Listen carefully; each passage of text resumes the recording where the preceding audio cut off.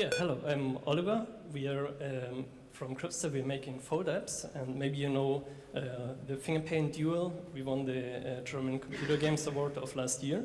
And I'm going to speak a bit about game creators' obligations for next year, for this century. So this is a picture of kids' games from 1560 from Peter Bruegel the Elder. And this was like me as a child playing in the streets too. So there was no mobile phone, there was no internet. And yeah, you were playing in the streets.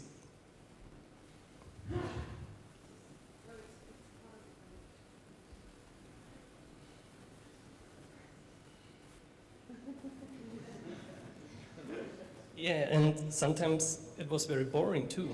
So you had to find new ways.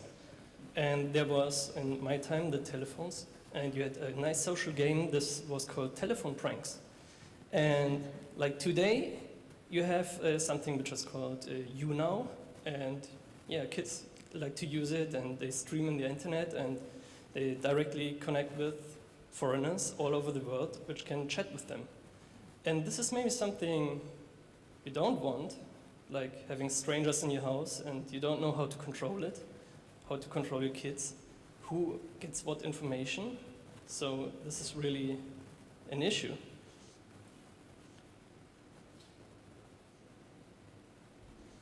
And maybe you heard of the singularities near from Ray Kurzweil.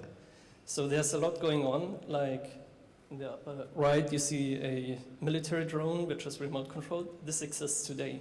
And just imagine about combining artificial intelligence with robots or drones. And like Bill Gates, he said, be careful with robots. And the world is getting more complex and everything is connected. Just think about who's reading your emails today, which you didn't think. And there's reason for apprehension, and there's no reason to relinquish. Because actually, when you look at it, everything is getting easier with tablet computers. There's no antivirus, there's no drivers and stuff. And app design is all about simplicity. So actually, like kids, they don't need to learn how to use an iPad. They just do it. It comes natural. And maybe you know the Harlow experiment, the scared monkey, which goes to the mother plush surrogate to find its peace. And maybe today parents get scared of technology, and maybe it's turned around, and the kids have to soothe them and to show them the new technology and not to be afraid of it. And today we have one of the greatest wonders of the world, which is the internet.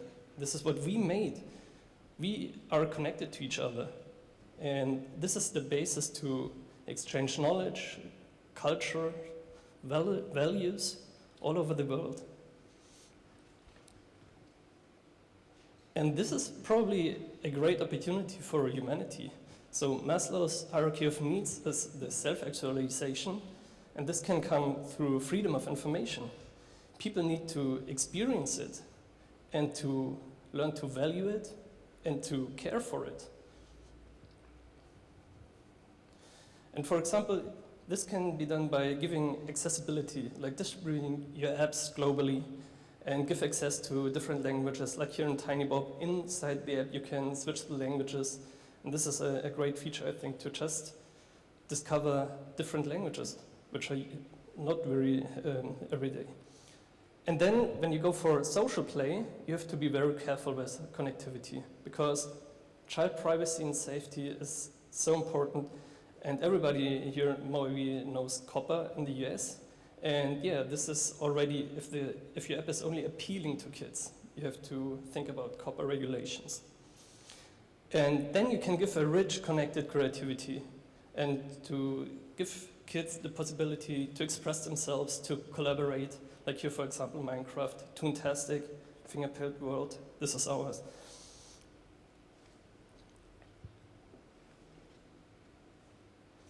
And not to forget, we have to compensate a bit for missing haptic with the touchpad. If you think about it, the touchpad is not about the touch sense. If you are blindfolded, you can't use it. So there are accessibility features, but still there is, you should think about this, that there is something missing. So what about learning? Maybe you know Louis C.K., and in one show in the PTA meeting he says, I mean, school sucks, and this is how it should be because you get marks and you have to perform, and it's really stressful sometimes and not fun. And then there's boredom, and this is when you experience it, you have a wandering mind, like the power of the mind, which always is seeking for stuff. And this is the base for creativity. And it's just naturally, if you're not influenced and you're bored, something happens. And this is the like intrinsic motivation. Here, for example, the Thick's Chemist. It's a really very barely guided app, but you can go and just explore and combine things and make maybe an explosion at some point. And you can advance at your own pace and your own interest. And you should reflect change so that people realize their capabilities and their progress when you're playing an app.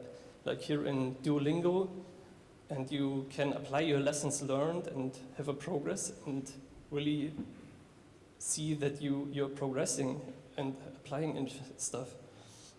And you should make your takeaways applicable for real life. This is like the greatest thing you can do, but still there's this model of transfer competence.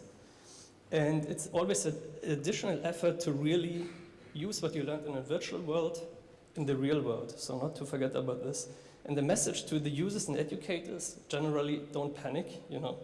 There's a vastness of information, stay curious, confront yourselves, question things, and listen to your gut feeling sometimes.